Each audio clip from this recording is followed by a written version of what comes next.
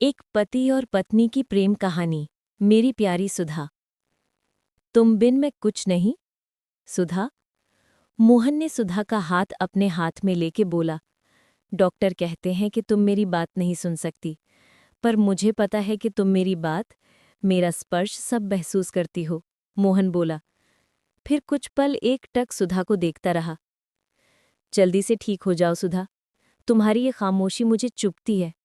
मुझे तो वो चुलबुली चहकती दिन भर पटर पटर बोलने वाली सुधा चाहिए।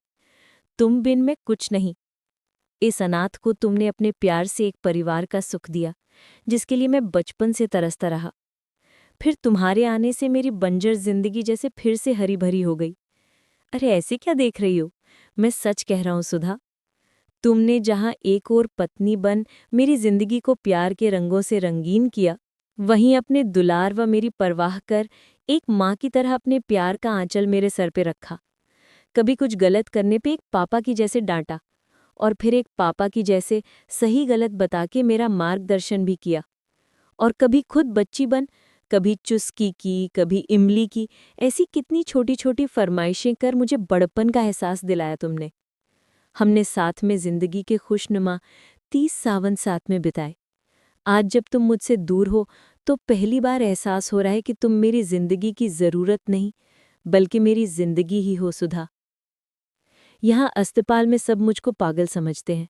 मेरे पीठ पीछे मेरा मजाक भी उड़ाते हैं, कहते हैं कितना बेवकूफ़ है, कोमा में कोई सुनता है भला। पर मुझे इन पे गुस्सा नहीं आता। जब तुम मुझसे रूठती थी तो कहती थी ना, ये बादल तो या तो शांत रहता है या गुस्सा की बारिश करता, प्यार भरी बारिश तो करना जैसे आता ही नहीं। मैं गुस्सा भी नहीं होता अब किसी पे। करूं क्यों? गुस्सा तो अपनों पे किया जाता है ना। ये कह के मोहन का गला रुंध हो गया। मेरी जिंदगी की हरियाली तुम ही हो सुधा, तुम बिन मैं कुछ नहीं। प्लीज मेरे दिल की पुकार सुन लो। मुझे एक बार फिर से अनाथ मत करो।